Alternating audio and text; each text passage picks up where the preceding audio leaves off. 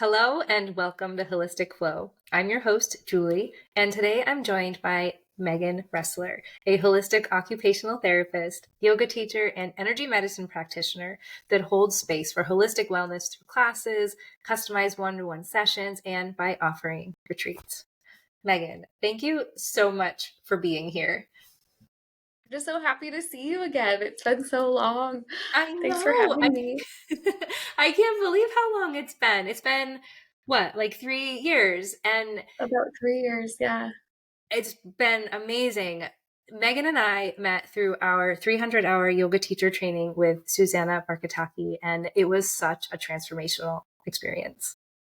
Yeah, we were just talking about how we're still integrating, still learning and processing everything from that 300-hour training. It was truly life-changing.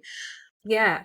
And it's like all for the better. And um, I have such deep gratitude for Susanna and her work and all of the change that she's helping in the world. And I know for me, I wouldn't be in offering my business with Softening Studio in this way if I hadn't done that training. That's such an integral part of who I've become. And I know that's been a huge part of your evolution in your business. And I would really love to hear Definitely. more about what you've been working Yeah, on.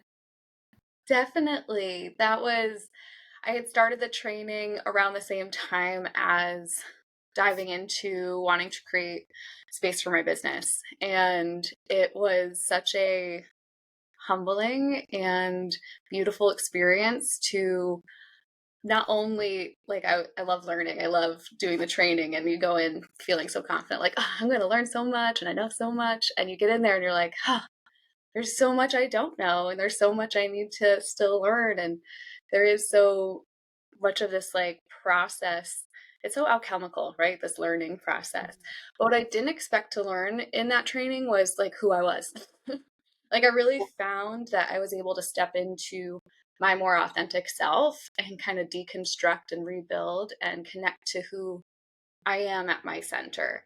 And that's what yoga really helps us do. And that's why I love it so much. It gives us these tools to become in more connection, become in more union with ourselves and with others. And it fits so well into my studies as an occupational therapist. And that's what attracted me to yoga too. I'm like, we're getting all this stuff about people being stressed, self-regulation, people not knowing how to like be in their bodies. And yoga really helped give me a tool and a framework to incorporate that more into my sessions. And then I fell in love with it even more, and it just kept growing and growing. And I was like, I got to do something deeper with this. And oh, it was just such a journey. What did you feel like? I feel like it was similar. Very similar. I have, like we mentioned, like here we are 3 years later, more than 3 years later, and really even just in the last 6 months or so, doing a lot of integration during from those experiences and learning, but also with where we are collectively and how I've been feeling personally in my life. And I actually have been studying with one of Susanna's friends, Arti and Amdar, who I know you also know, taking classes with, Yes, yes. and she is absolutely phenomenal. She's my teacher. I value and just care for her and her work and her teachings and her love of the tradition so much. And Mhm. that really, that was really the thing that I needed to propel me into this last bit of integration. And I think that one of the things that's been so profound for me is that I started the studio on so many of these ideas that I have integrated and have been bringing forward. But it's funny, like once I launched the studio, it was all of a sudden like, go time. You've actually got more integration dudes you haven't quite got yet. So like, Oh, let's yeah. get on that. There's a whole different learning about yourself process when you dive Yeah. in. It's so vulnerable, and especially when it's soul-led, when your heart's in it, it just feels like you're a little baby, and, oh, so I admire so much what you're doing and leading from your heart, and, for giving me space to kinda talk about what I'm doing. Um Yeah, it's just been such a journey. And I got into starting my own business, create it's I present as myself, Megan Ressler, but my business is called Shoreline Shine, and that's where it all started, where I just had this like I want to shine. I want like people to feel shiny inside and out. It felt so cheesy at the time, but I still am like in love with its original name. It's Um beautiful. yeah, it's just like special to me. And I live on the shoreline, so the ocean has been a very like integral part to feeling Mhm. connected to the earth from where I am. And so that's how Shoreline Shine was born. But I really started it because I felt like I was growing out of the container I had worked so hard to be in. Like I was always striving to be an OT in the school system or to work with kids. And then I got there. I like had my dream job and I liked it. But then as I was growing into myself and learning more about myself and healing, I realized that the routines I was putting myself through, I was working full time, I was coaching, I was trying to please everyone and do everything. I was rushing around. Like, I just was doing so much. Yeah. It's like thinking about it again, I'm like, wow, I've come so far. But it was, I thought I was doing what I was supposed to do, but it was so stressful because my body was telling me through anxiety attacks. My skin was getting like, I had eczema, I had acne again. My gut was just feeling, it was like always in knots. But I wasn't able to pay attention to that until I deepened my yoga practice. That Wow. really has you look inward and pay attention to your body. And I'm like, huh, there's so much that's not working. Like on the outside, it's like I have all the things, but on the inside, I was like, this is really not working, and my body is really screaming at me. And I'm a really sensitive person, and I'm like, I'm seeing other people kind of doing the same thing where we're like cramming ourselves into a box, trying to get by, doing all the things, and our body is telling us in different ways what's dysfunctional, what's not working for us. But I feel like, and especially being in the healthcare industry, like some of our practices kind of bypass or ignore the root cause of what's really going on with us.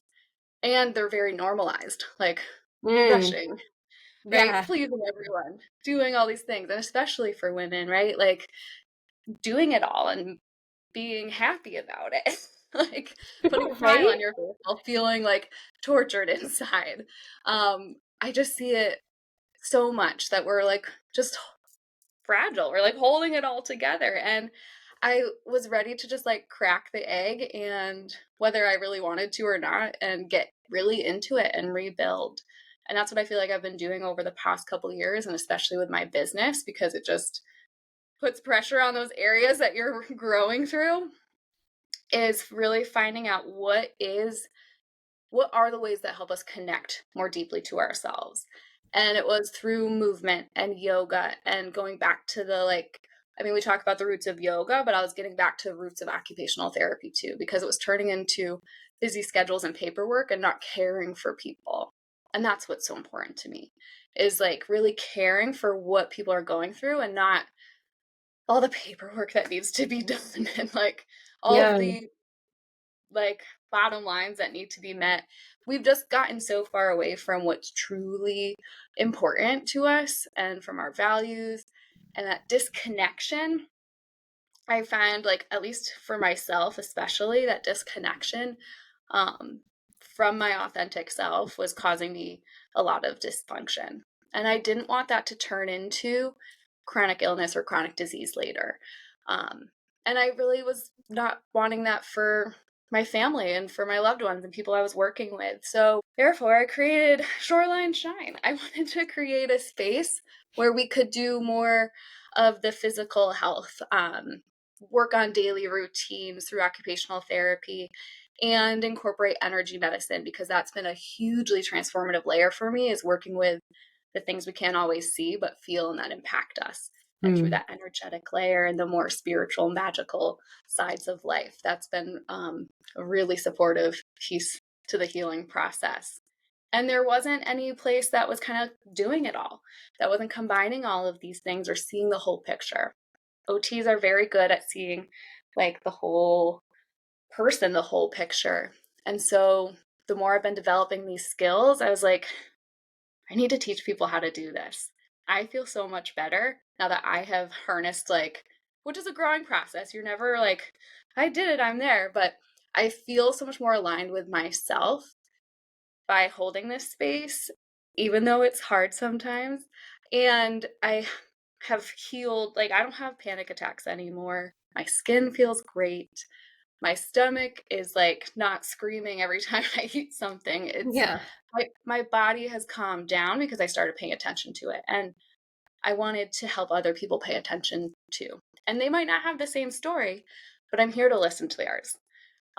So through classes, I offer a lot of different wellness classes, yoga classes.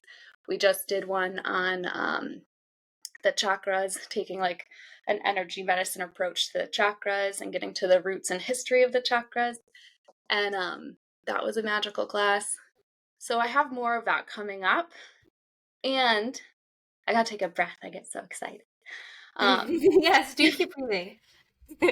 and like when you have things brought up in class, what I felt like, especially like, and even in doing the online container for class and training, I really was craving that one-on-one depth. Like I was like, oh, I'm learning this stuff. I want to get into the shadows, into the depth, into the stuff that people don't always have a space to talk about. And so that's what I love through my one-on-one sessions. I do therapeutic energy healing where I've combined my skills as an occupational therapist. We do a little bit of like yoga and chakra movement, and I work on the auric field and your energy and how we can integrate what might be going on for you now or even in past lives, like what's going on in that multidimensional space. Then we also look at I'll do integration sessions, and I hold mentorships for OT, for yoga, because I so much get from other people doing this work that they need spaces to process. The 200-hour training, as you know, is just like so quick. You get Hmm. all this information about a deep and beautiful practice. And then you're like, what do I do with all this information? And it's a forever study. So I found that people have been looking for places to just talk about, integrate, and learn a little deeper some of these topics in a more personalized way. So I offer mentorships, and I offer mentorships for occupational therapists who want to incorporate more of these holistic modalities into what they do. Not everyone needs to have their own business to be doing these holistic practices, but we Yeah. sometimes get so far away from like why we got into doing these things and helping people in the first place when we're stressed. And so I really want to care for the practitioner. Um, and that's for like anybody can take my classes, parents, healthcare practitioners, yoga teachers, anyone who wants to learn more about their body, their mind, and connect to their spirit. All my classes are really about finding more self-sovereignty, more care and connection for yourself, and to hold your self-care sacred. Because when we do that, our health and wellness thrives. We're able to connect with more people when we're able to connect with ourselves. Yes. Oh, that's so beautiful. So That's that such was a kind of my wonderful. journey. I was like, something's got to give here. I am not doing well. And that was hard to admit. It's really hard to admit, like, I'm not doing okay. But it was Yeah. the best thing I could have ever done because I feel like you really need to get to know who you really are in order to heal, in order to like have that connection. Yes. I love that. And everything that you're saying keeps going back to this one main point of returning to your essence or the essence of a thing. So like I loved when you Yes. said that, when you return to when you returned to yoga's roots, that you also returned to occupational therapy's roots. And then you've also then returned to Yeah. your roots and your essence and have continued to cultivate those feelings that so often get lost along the way. And I think Yes. that is so important that you are not just offering this to clients, but also those who have their own clients, because running your own business is not for the faint of heart. And Right. it's hard. And um, being able to create spaces for folks that also connect with so many other people, I think is so powerful. And it's just like a continuation of that essence that you return to. You just continue to share it out. And I just think that's really beautiful. Yeah. And the big part of what I love to teach is, um, for me, and I see so many others, and maybe I get just like people attracted who have similar stories, but our energy goes out so much. It's being like spread out, spread out, spread out. So I really teach, how do we bring our energy back in? How do we bring our power back in? And how do we set those boundaries and get to know our values and, like you said, the roots of who we are? Since that class, and I feel like I was curious about it even before, because I just love learning and I'm always like the why, or like where, and like I just go down these holes of like, I want to know the beginning.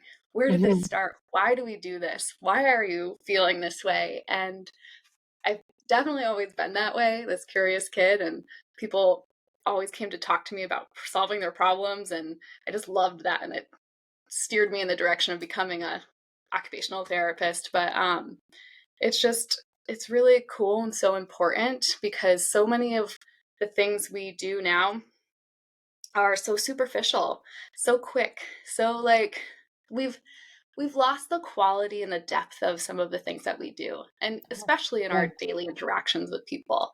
You can scroll on your phone and you get 30 seconds of something, and we're like, okay, cool. Like our attention is everywhere. It And is.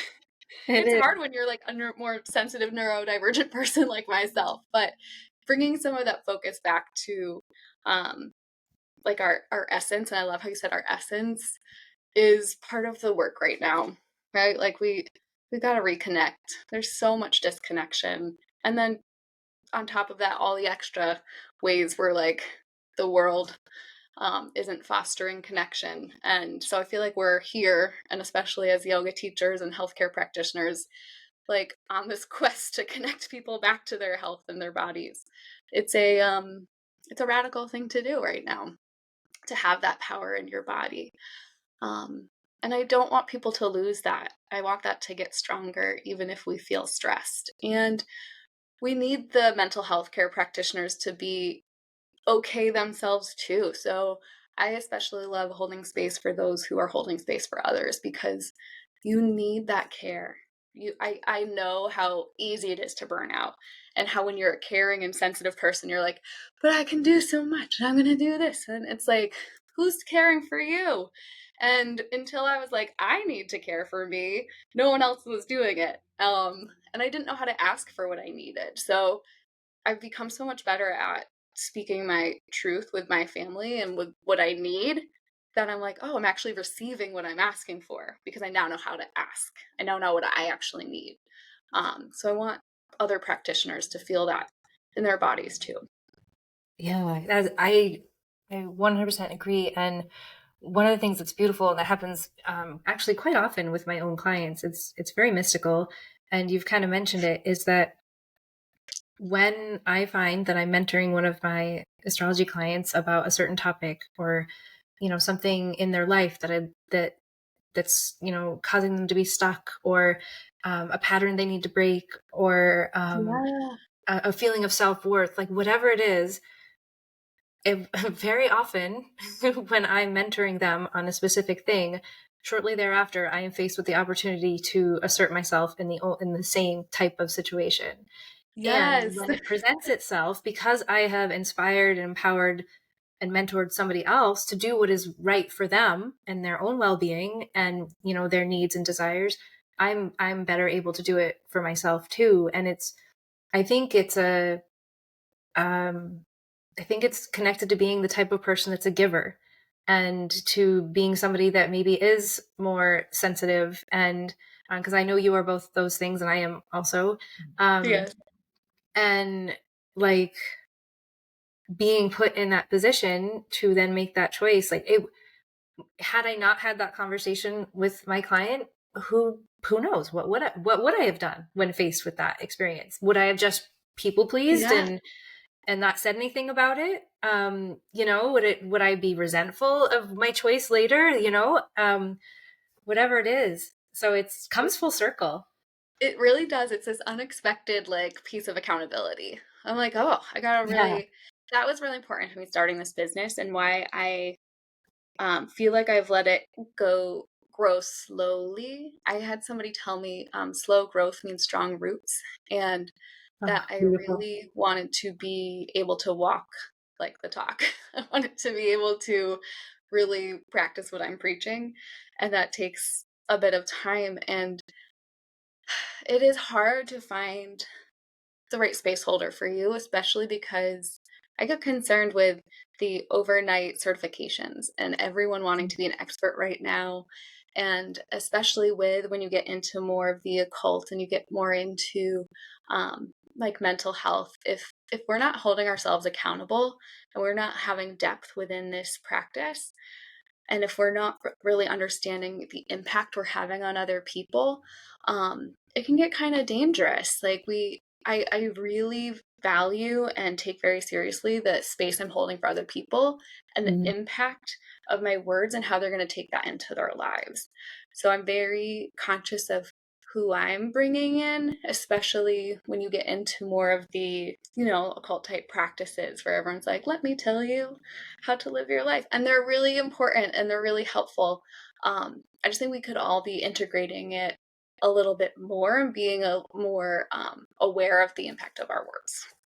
Absolutely. A perfect example of something you just spoke about. Well, first, I'd like to say knowing the impact of our words as a space holder, really important. Like, Yeah. and understanding that relationship dynamic, and the safety for everybody involved. So that is really important.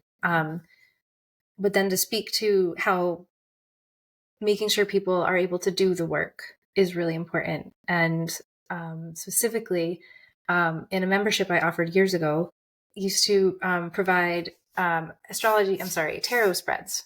And that was part of the membership that you could get them. And then you'd be encouraged to do the spread.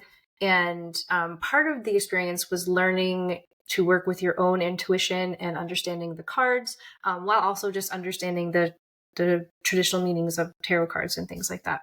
So people are encouraged to do their reading and then drop it for thoughts and feedback or any sort of insights and guidance. This was the first time I was introduced to AI in the spiritual world.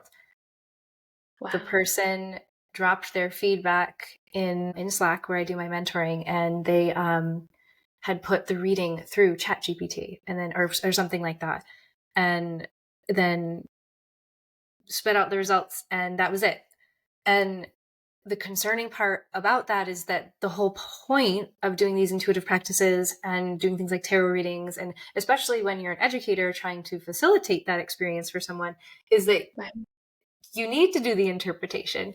You need to have that transformation. You need to go, well, that doesn't make sense, or I don't like that, or whatever you come up against. You have to be able to be either in discomfort or in excitement or uncertainty, whatever comes up. And um, I do think that there's so much nuance that comes from supporting people in the types of work that we do, that yeah, working with the right practitioner is super important. And then also making sure that your clients have that really clear understanding. I never would have thought, don't use AI to do your tarot reading for you. I never would have thought to say that. In this day and age, if it were to come up, I'm far more well versed in what to say in response. Back then, I didn't. I was just kind of like my jaw dropped, and I didn't know what to say. Right. So You're like, I didn't think that was a thing. Yeah. I yeah, and that was the fact that the first time I experienced AI being and then having it so close to home so quickly, like not even getting a little bit of a warm up of how I'm supposed to respond or interpret things, was pretty shocking to me. And I think that, yeah, like you said, it's just that accountability that we create for Yeah. ourselves and others. We have to have that discernment. And there's so much that you pick up when you are like with a person, and when you have that empathy, I feel like that is part of the disconnection if we aren't really being able to see a person react to what they're doing, and how you, like you mentioned, those feelings, and um, that's such a big part. So the AI is cool, and it's great to be in partnership with things, but we can't take ourselves out of the equation either. And the most beautiful human aspect of interacting and having those feelings and working through things and having it be, I mean, it's often messy, but for me, feeling is so important, and I am more clairsentient. So, like, if I am doing a reading or working with somebody, like, I need to like use that and pick up on that information. But it is part of that like empathy that gets lost when you're just on a screen or when you're just typing to somebody, or in the way that it's been normalized to interact these days. So we have to come back to our humanness and to build that like empathy. I used to, apart like the early stages of learning and being a therapist, um I always was like wanting to show off my knowledge and being like, you should do this. And here's all the things that'll be great because I was told that it will be great. And here, do this thing. Right. And I've really grown as a practitioner, learning like, where are you right now as the person I'm working with? What are you ready to receive? And what does your soul and body want to do right now? Like, I'm not going to make you do anything. And I could tell you all the things that I thought or was told were work, but it has to work for you. It has to actually like go through you. So we can't have everything just be facts. It's also part about your experience and what's meaningful to you and what's helpful to you and what you're ready to learn. Which is why, remember, we talked about like we're still integrating this 3 years of knowledge and stuff. Like, I wasn't Yeah. ready for all of it. I needed to chunk it out and like go through these little lessons. And Yeah. that And was a meeting really people where they're transformative at. part. Yeah. I'm sorry I cut you off on the last bit. What did you say? I just thought it was important, like, to that transformation of being like, I know this thing and I can impart my wisdom upon you, and being like, what can we co-create together based on what you need right now? That was Oh, just I like, love that you just said co-create. I And I love to love go like in there. you really honed it, like the words you used to say, like, I am looking at you, I see you, I want to support you and co-create that all Yeah. feels I so mean, how holistic. many practitioners are doing that right now? I don't know how many times I've been to like, I've been really picky about who is holding space for my healing. And if I'm not part of that process and someone wants to just tell me what to do, then I don't feel like we're going to be hanging out. Like, Yeah. Yeah, I think you really named it, that you need to be part of the process. And whether you are the person being served or supported by someone else, or whether you're giving it. And it's that reciprocity that brings, I'm going to go back to two other words you brought in, the quality and depth that we really need and are missing in our lives today. Oh yeah, my gosh, we could. and our healthcare. Um, yeah, and so it's like building that confidence, building that self-sovereignty, because we need to be in combination with like, Western medicine with the like all the different tiers of things. But if we if we know who we are and what our body is telling us, then we can work with those professionals in a way that's more supportive to our bodies, because there's so many times that it's like there's so many stories of being discounted or like brushed Mhm. off for expressing yourself, and that's not okay with me. um, so a lot of my classes, whatever we're talking about, really focuses on like, how are you ingesting this? How do you want to use this? What's going to help you create that connection? That's really like the foundation of all that I um, love to teach. And how can we connect to joy, but also without bypassing the hard stuff, our Yeah. anger, our grief. Like, we need space for it not to be pretty. And, Mhm. um, whether that's in a class or more one-on-one, um, those are really beautiful transformative sessions too. When like there's so many clients come to me and it's probably the first time they were able to really express some of the hard stuff, because we also, another piece of what I do and what's coming up next year, I'm going to be doing my program that I'm making for like how are we caring for ourselves is called Nourish Your Nervous System. Oh, And then the beautiful. like co-regulation piece is holding space. I feel like, and myself included, just being better at how are we holding space for each other so we can have that vulnerability, but not be so like defensive about it or like, you know, um, Yeah.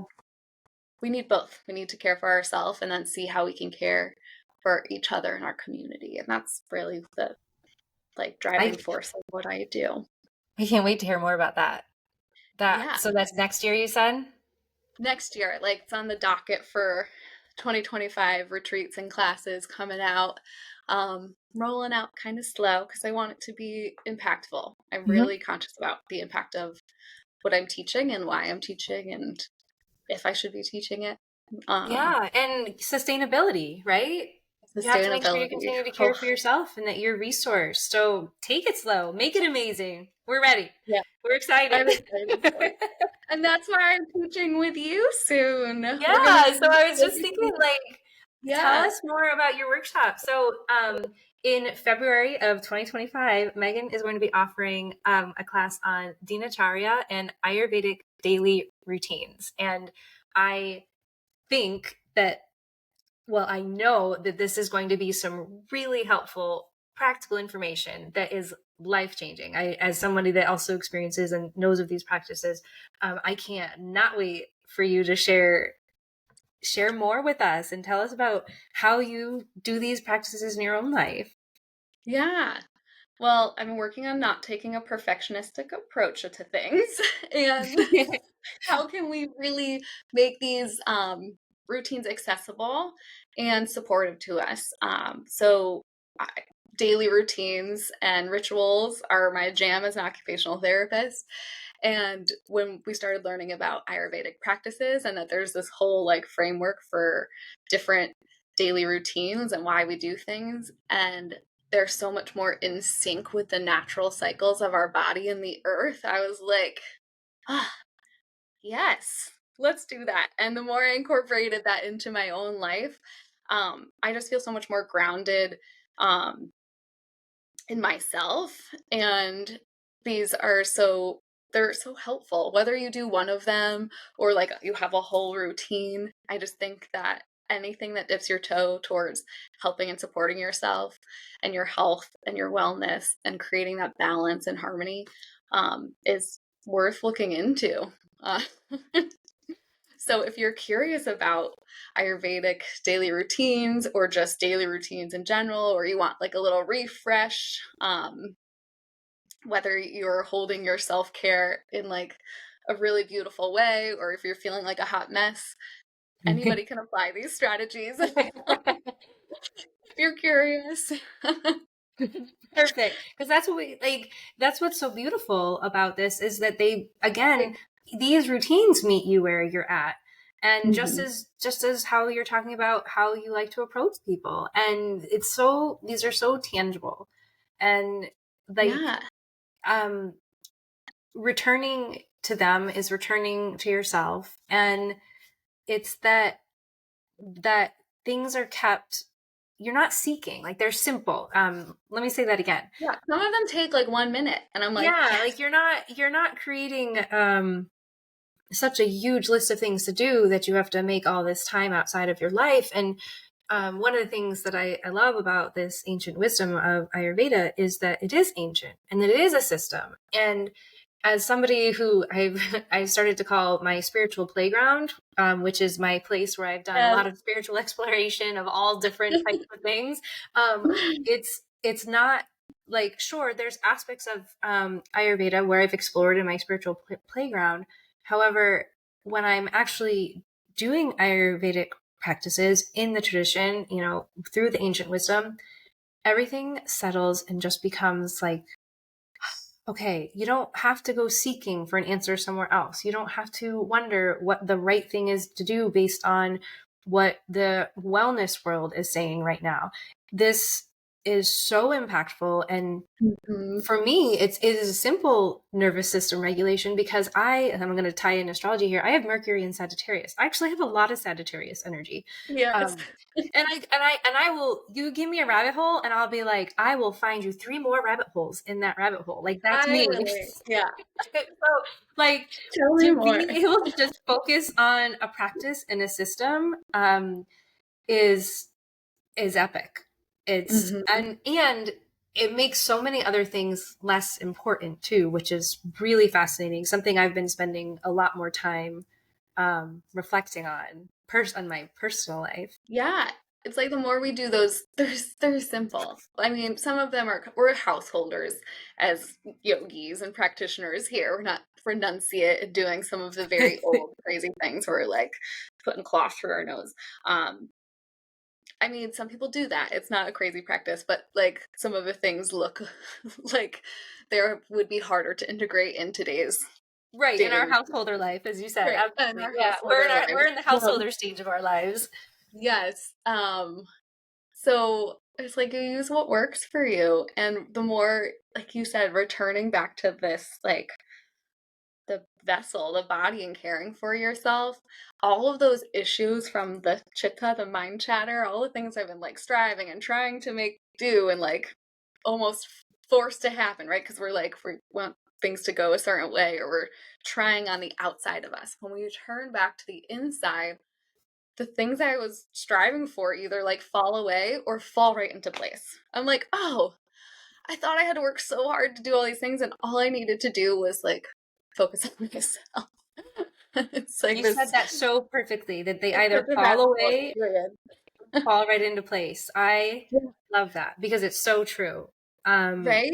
and I'm it sure you've had similar experiences when we try to figure it out in here, it's like dropping into your yoga practice allows you to go more into harmony with what you're supposed to be doing anyways. So can't live Yes. without it. Oh my gosh. Megan, this conversation has been so amazing. And I know there's so much more that I would just love to dive into. I'm feeling like another We'll have episode to chat brewing. again. Yeah, exactly. That's exactly what I'm thinking. So I want to let everybody know how they can get in touch with you and learn more about your work.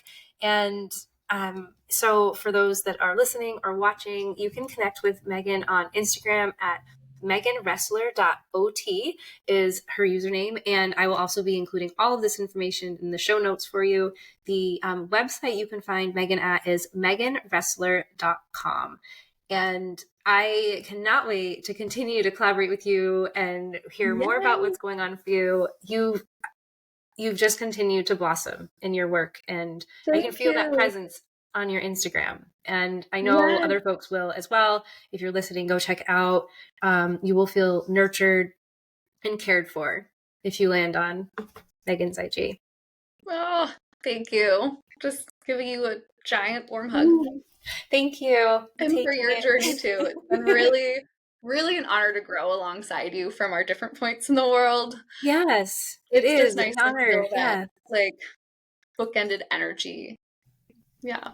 Thank you. I It's love how so you great. said that. Oh, thank you so Thanks. much. Well, until next time. Thank Yeah. you. Thanks everyone for listening. If you got this far, we love you. Thank you.